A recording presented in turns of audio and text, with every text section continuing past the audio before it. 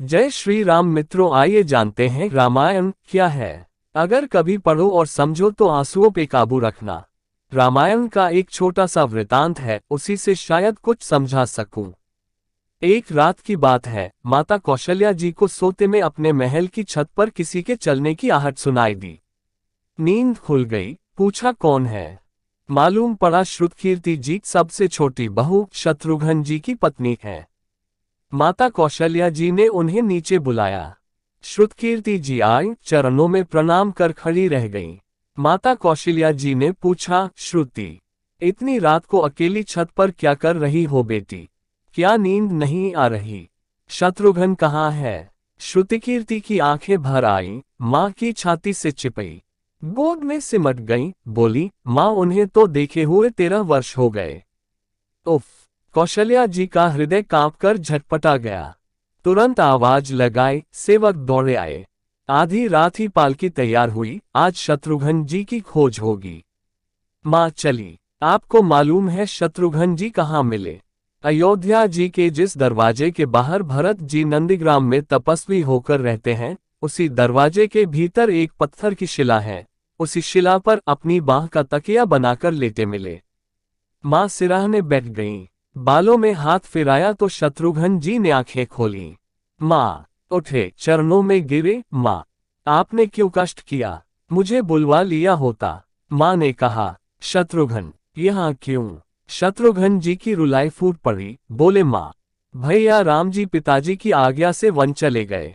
भैया लक्ष्मण जी उनके पीछे चले गए। भैया भरत जी भी नंदीग्राम में हैं। क्या ये महल, ये रथ, ये राजसी वस्त्र विधाता ने मेरे ही लिए बनाए हैं? माता कौशल्या जी निरुत्तर रह गईं। देखो क्या है ये राम कथा। यह भोग की नहीं, त्याग की कथा है। यहाँ त्याग की ही प्रतियोगिता चल रही है और सभी प्रथम है, कोई पीछे नहीं रहा। चारों भाइयों का प्रेम और त्याग एक दूसरे के प्रति अद्भुत, अभिनव और अलौकिक है। रामायण जीवन जीने की सबसे उत्तम शिक्षा देती है। भगवान राम को 14 वर्ष का वनवास हुआ तो उनकी पत्नी सीता माया ने भी सहर्ष वनवास स्वीकार कर लिया। परंतु बचपन से ही बड़े भाई की सेवा में रहने वाले लक्ष्मण जी कैसे राम जी से दूर हो जाते? माता सुमित्रा से तो उन्होंने आज्ञा ले ली थी वन जाने की, परंतु जब पत्नी उर्मिला के कक्ष की ओर बढ़ रहे थे तो सोच रहे थे कि माँ ने तो आज्ञा दे दी, परंतु उर्मिला को कैसे समझाऊंगा, क्या बोलूंगा उनसे? यही सोच विचार करके लक्ष्मण जी जैसे ही अपने कक्ष में पहुंचे तो देखा कि उर्मिला जी आरती का थाल लेके खड़ी थीं और बोली, आप मेरी चिंता छोड़ प्रभु श्री राम की सेवा में वन को जाओ। मैं आपको नहीं रोकूंगी। मेरे कारण आपकी सेवा में कोई बाधा न आए, इसलिए साथ जाने की जिद भी नहीं करूंगी। लक्ष्मण जी को कहने में संकोच हो रहा था, परंतु उनके कुछ कहने से पहले ही उर्मिला जी ने उन्हें संकोच से बाहर निकाल दिया। वास्तव में यही पत्नी का धर्म है। पति संकोच में पड़े उससे पहले ही पत्नी उसके मन की बात जानकर उसे संकोच से बाहर कर दे। लक्ष्मण जी चले गए, परंतु 14 वर्ष तक उर्मिला ने एक तपस्विनी की भांति कठोर तप किया।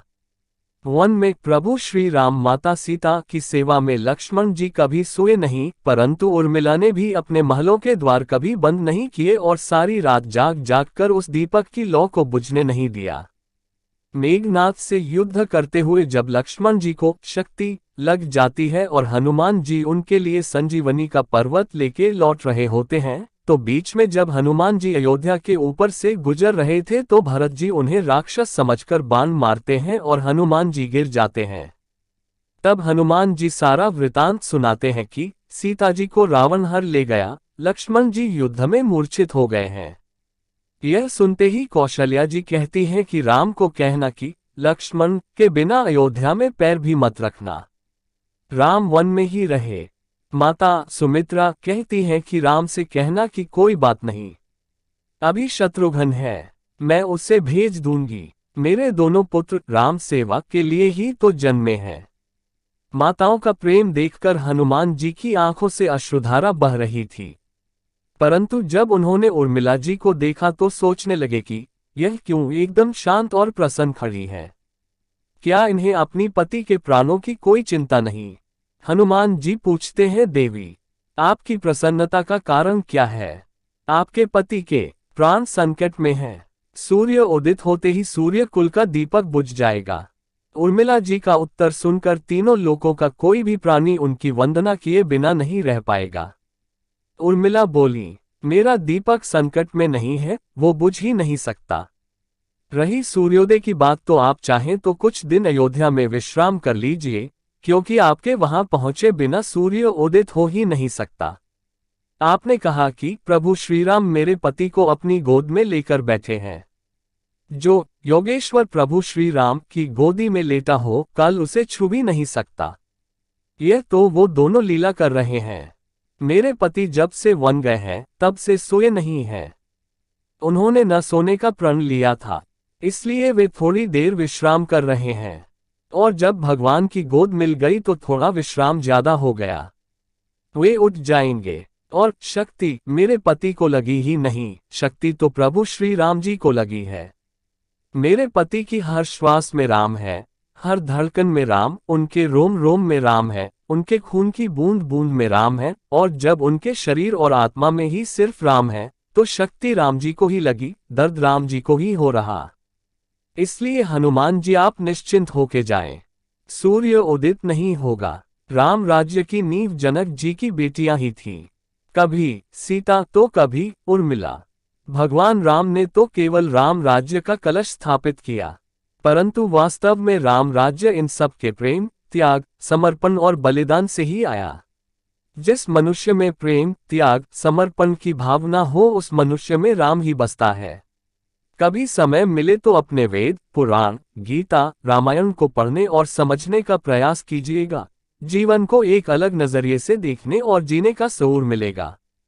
लक्ष्मण सा भाई हो, कौशल्या माय हो, स्वामी तुम जैसा मेरा रघुराय हो। नगरी हो अयोध्या सी, रघुकुल सा घराना हो। चरण हो राघव के, जहां मेरा ठिकाना हो। त्याग भरत जैसा, सीता सी नारी हो। लव कुश के जैसी, संतान हमारी हो। श्रद्धा हो श्रवण जैसी, सबरी सी भक्ति हो।